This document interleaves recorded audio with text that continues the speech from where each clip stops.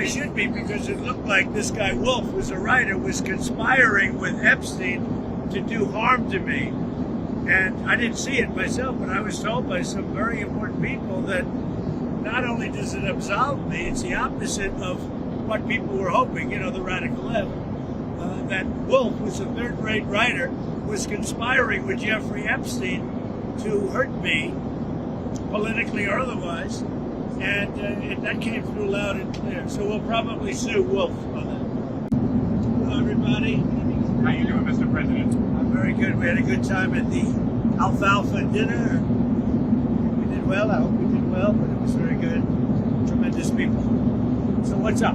Sir, could you give us an update on where your thinking is right now with Iran, if you have made a final decision on what you want to do? I mean, I certainly can't tell you that, but we do have very big, powerful ships heading in that direction, as you know. I can't tell you. Okay. But I hope they negotiate something that's acceptable. Saudi Arabia's defense minister reportedly said that if the U.S. backs off the strike, that will only involve Iran. What's your reaction to that, sir? Some people think that. Some people don't. You could make a negotiated deal that would be satisfactory with no nuclear weapons. They should do that, but I don't know that they will. But they are talking to us. Seriously talking to us. What about it? I did. Well, I met with Jeb Bush. I was on Jeb. I think you mean Jeb. No, I introduced him. Nice. He's a good fellow. And he's been very nice to me the last 6 months. I don't know what happened, but he was very nice. We had a good time. Mr. President, on your Fed nominee, Kevin Warsh, why are you willing to wait for Senator Tom Tillis to leave the Senate, essentially, until, if you have to, Senator Tillis? For Tillis? I didn't say I wouldn't wait, but I mean, he's leaving the Senate for a reason, because what he asked for didn't get done. So it's one of those things. I think he may get Democrat votes too. I think he's so good that he'll probably get Democrat votes. He should. He's very good. My choice, my Fed choice, he should get Democrat votes. Do you have a sense of what he's going to do as far as interest rates are concerned? I hope he's going to lower them. I mean, if you watch him on television, because I watch interviews and statements, I hope he's going to lower them. But he's going to have to do what he wants to do. Did he tell you? Did he make any commitments? No commitments. I don't want to do that. I couldn't do that, I guess, if I wanted to. I didn't. I based it on quality. I mean, he's a very high-quality person. He should have no trouble getting through. Mr. President, did you make a comment at the dinner about saying that you would sue Warsh? About what? About suing Warsh, so he does not lower interest Yes, rates? it's a roast. It's a roast. It's a comedy. So it's a joke. And I said, of course, it was all comedy. And the more serious note, you're suing the IRS. Can you talk a little bit about what it's like to be on both sides of a lawsuit? It's very interesting. I have another one where, I've virtually won the Mar-a-Lago break-in suit. And, I have to work out some kind of a settlement. I'm supposed to work out a settlement with myself. Because, when the FBI broke in, we sued. Before I was president, I sued. And obviously, it was a very good suit. And I have that one, and I have to work out a settlement. Have you instructed Pam Bondi on how to handle that at all? Well, I think what we'll do is do something for charity. We're thinking about doing something for charity, where I'll give money to charity. We can make it a substantial amount. Nobody would care, because it's going to go to numerous, very good charities. Sir, you guys have the truth today about Minneapolis and how you might not see federal authorities intervene. You asked On what? Secretary Note not to send in DHS in Democratic states. Yeah, no, I let them ask us if they want help. They're always complaining. If you go in, they complain. They complain no matter what. We brought crime to the lowest point in the history of our country. 125 years, 1900. Think of it. Year. Think of that. 1900. Can you imagine? We have the lowest crime in the history of our country, despite the fact that our country was riddled with a lot of bad people from the Biden open border. But we've taken a lot of them out. We're at the lowest point in history. We have the least number of murders in the recorded history of our country. That's incredible. But honestly, the crime-ridden cities are all Democrat-run cities. And if they want help, they have to ask for it. Because if we go in all they do is complain. But if they want help, they can ask for it, and they're going to need help. Los Angeles is an example. We went in, we solved it. The chief law enforcement officer of Los Angeles said they couldn't have done it without the federal government. A week later, he said they didn't need the federal government. So we don't want that. If they want help, they'll ask, but they have to say please. On DHS funding, sir, the Democrats have made 3 demands. They say they want no roving patrols, they want established rules for use of force, and they want masks off. Well, we'll talk about it. It's not appropriate yet. We have to let a little time go by, but we'll talk about it. But we want. I got elected for law enforcement, for the border, for the economy. Things I've done a great job with. I mean, when you have the lowest crime rate in the history of our country, recorded in 125 years, to be exact. So I fulfill so much. We'll have to talk about that over the next 3 or 4 days. Sir, Mr. President, what did you think of the latest release of Epstein files, and do you think your critics will be satisfied with? Well, they should be, because it looked like this guy Wolf, who's a writer, was conspiring with Epstein to do harm to me. And I didn't see it myself, but I was told by some very important people that not only does it absolve me, it's the opposite of what people were hoping, the radical left. That Wolf, who's a third-rate writer, was conspiring with Jeffrey Epstein to hurt me, politically or otherwise. And that came through loud and clear. So we'll probably sue Wolf on that. And maybe the Epstein estate, I guess. I don't know, but we're going to certainly sue You Wolf. want to sue the Epstein estate? Well, you may, I guess so, because he was conspiring with Wolf to do harm to me politically. That's not a friend. On your plan for Venezuela oil, sir. You okay down there? You okay? I don't want to let it tap on. You said that the profits will be split with the U.S. and Venezuela both benefiting. What's Venezuela's share of the oil profits going to be? Well, we haven't discussed that, but we're getting along very well with the leadership of Venezuela. They're doing a really good job.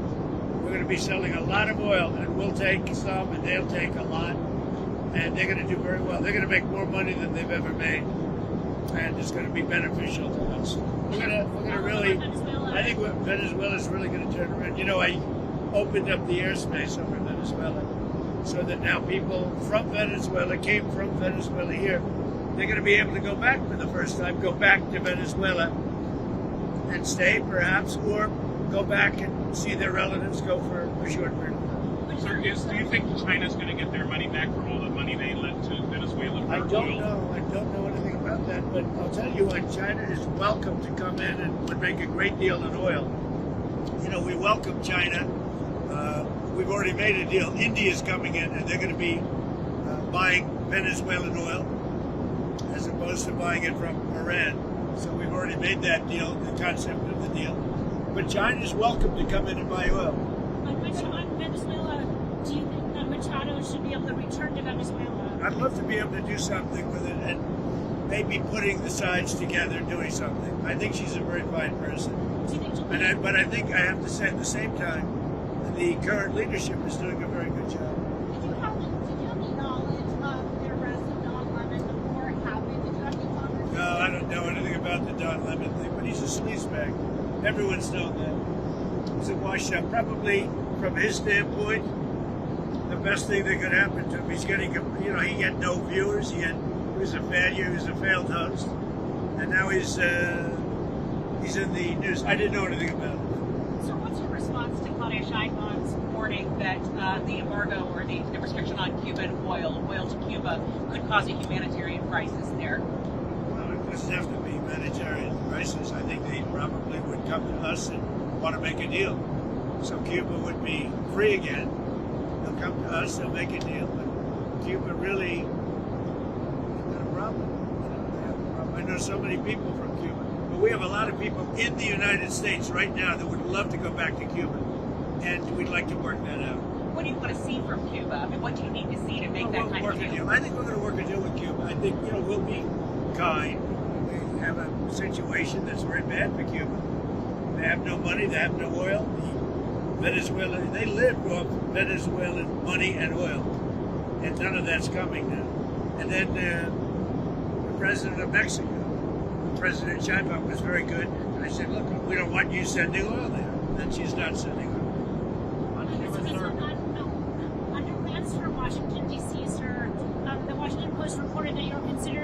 arch that's 250 feet high. Can you talk a little bit about that and address critics who say that might be a little bit too large for the space? We're considering an arc.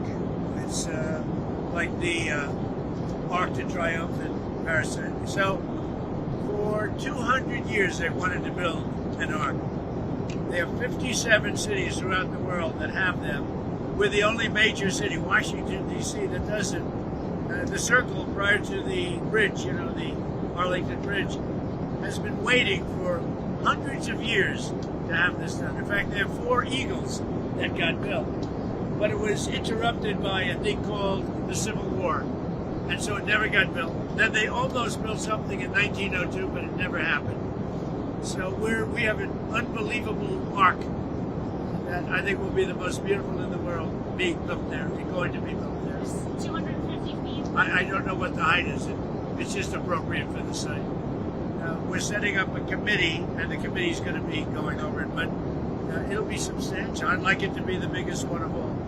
We're the biggest, most powerful nation. I'd like it to be the biggest one. And to all of the charity. It's a very exciting job, actually. They've been waiting for many years, just like the ballroom.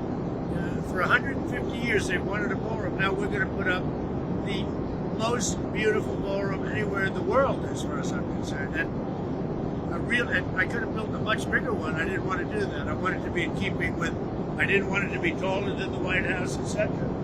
So I wanted it to be in keeping, but it's a really beautiful building done by some of the best architects in the world, the ballroom. Likewise, the Arc. I think it's going to be great.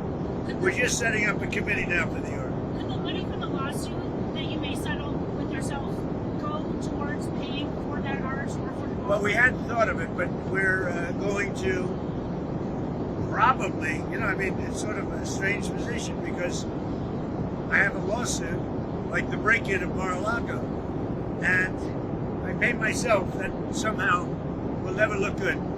So when I had other people, a lot of outside people said, what a great idea. Because nobody cares how much if it goes to good charities. So you settle by giving charities a lot of money. And I think we're going to do something like that. We're looking to do something like that. Will charity be to pay for the ballroom and for the arch?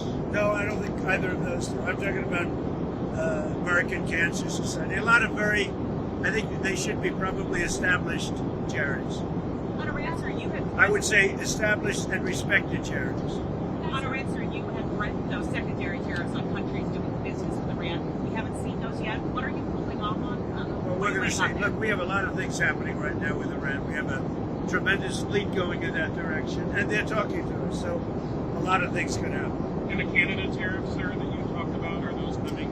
Well, that was on the airplanes. Are you talking about about the China deal that they did. If they do a deal with China, yeah, we'll do something very substantial. Because we can look and have a great relationship with China, President Xi, but we don't want China to take over Canada. And if they make the deal that he's looking to make, China will take over Canada. And the first thing they're going to do, end ice hockey. So speaking of China, sir, there was a military purge in that country a week ago. What do you make of that? Well, as far as you're talking about China? Yeah, As far as I'm concerned, there's one boss in China, that's President Xi. That's the person I'm dealing with. Are there any concerns about stability or No, regard to Taiwan? I think President Xi is the boss. I watch it very closely. And he's highly respected in China. He's the boss. Can I come back to Cuba for 1 second? Who exactly are you negotiating with on the island? Who's the government representative there you're speaking with? Where? In Cuba. Who are you speaking with? We're starting to talk to Cuba, yeah. We're starting Can you tell us who it Look, is? they need help on a humanitarian basis, and we're starting to talk to Cuba. Don't forget, a lot of people that live in our country are treated very badly by Cuba. And we want them to be, they all voted for me, and we want them to be treated well. We'd like to be able to have them go back to home to their country, which they haven't seen their family, their country for many, many decades. So we'll work that. I'll be able to work that out. Yes. Do you have any update on what's happening with Greenland negotiations? Have you been in contact with Presidents Macron, Starmer, some of those European leaders? Are you talking about on Greenland? Yes. On Greenland? Yeah. We have started a negotiation, and I think it's pretty well agreed to. I mean, they want us to do it. I think it's going to be a good deal for everybody. Very important deal. Actually, from a national security point of view, very, very important deal. I think we're going to make a deal. Mr. President, back to your post on ICE protests, what did you mean when you said people will suffer an equal or greater consequence? So if they do anything bad to our people, they will have to suffer. I'm sorry. If they start spitting in people's faces, punching our people, punching our soldiers, our patriots, they will get taken care of in at least an equal way. They're not going to do that. Like, you see it, the way they treat our people. And I said, you're allowed, if somebody does that, you can do something back. You're not going to stand there and take it. If somebody spits in your face, that will not be a pleasant thing for the person that spits. We're not letting people spit in our soldiers' face as they stand at attention, and they're not allowed to do anything. If they throw bricks at a car, at one of our vehicles, and are very expensive vehicles, they're going to be met with very, very serious force. Sir, do you think it's good having lots of cameras on these kinds of incidents between law enforcement and the people? I think it would help law enforcement, but I'd have to talk to them. I'm going to be talking to them tomorrow. Actually, I think it would help law enforcement. That works both ways. But I think overall, I think it's 80% in favor of law enforcement. Who are you talking to tomorrow on law enforcement? A lot of people. Well, I'm speaking to Christie, I'm speaking to Tom Homan, a lot of people. We have it in good shape. And, Minnesota crime is way down because of what we've done. We've taken out thousands of criminals. What we want in Minnesota, we want them to open their jails and give us their criminals, and we're gone. That's all we want. And they're going to have to do it. How are you feeling about Secretary Noakes handling the matters in the last week? Well, she's did great. I mean, we have a close border. We've taken out thousands and thousands of killers and murderers and everything else, removed them from our country by the tens of thousands. And we have the crime rate that's the lowest in history. I didn't do the crime rate stats. It just came out yesterday that we have the lowest crime rate in the history of our country. So how's she doing? I think she's doing well, and she's a good person. She works hard. Tom Homan is a star. He's incredible. I mean, the guy's incredible. He's got an unbelievable, he's tough, and yet everybody likes him, both sides. So he's been great. But he said to me just tonight, he said, look, they've got to open up their prisons and give us their criminals and their murderers and their drug lords, and we'll take care of them. And that's why crime is down in Minnesota, not because of anything they did, it's because of what we did. Same thing in Chicago. We have crime down in Chicago, and most people don't even know we're there, but we're there doing a good job. We have crime down all over the nation. Thank you very much, everybody. Thank you, sir. Okay.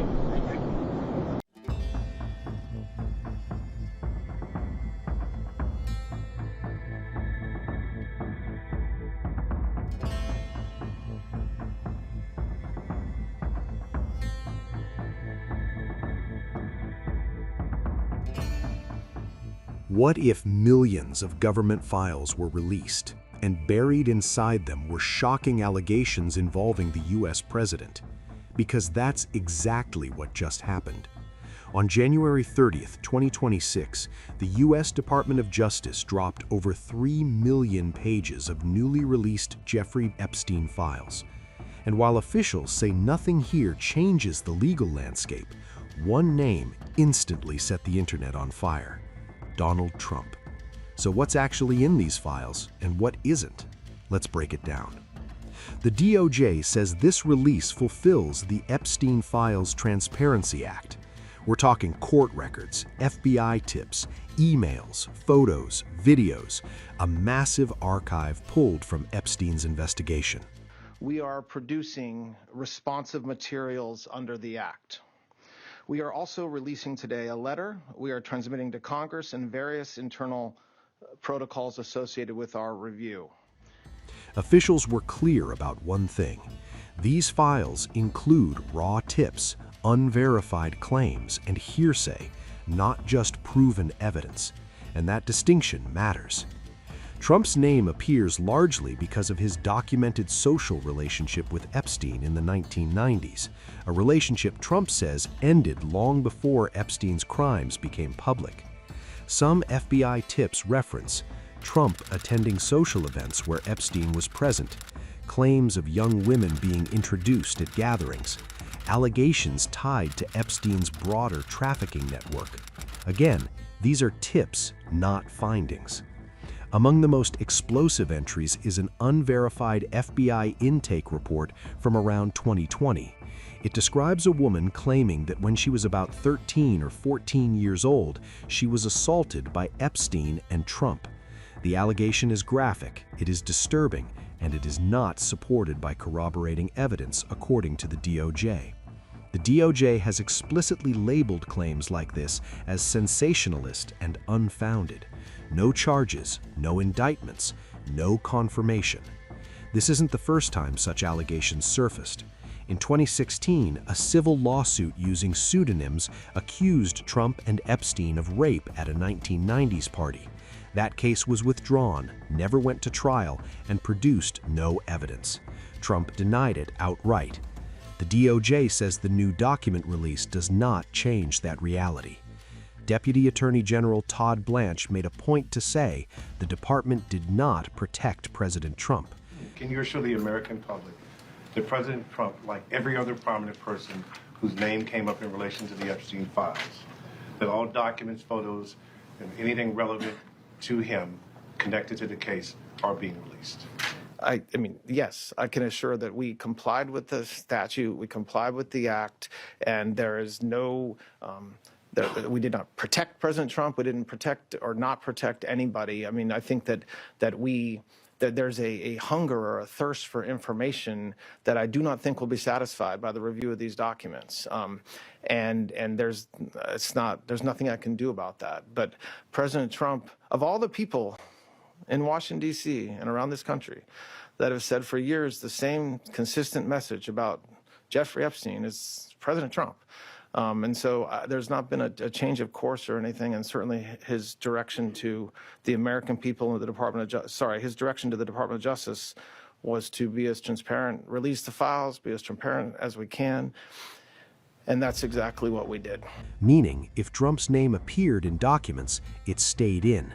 But officials stress that mentions are not proof, and that many submissions to the FBI are false, exaggerated, or politically motivated. There is no new case, no new charges, no verified evidence against Trump. What exists are unproven allegations preserved as part of a transparency release, not as conclusions. The Epstein files are disturbing, overwhelming, and messy, just like the case itself. They expose the scale of Epstein's abuse network. But when it comes to Donald Trump, officials say the documents contain claims, not proof. And until evidence changes that, that's where the story stands.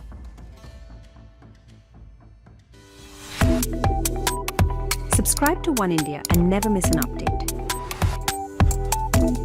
Download the One India app now.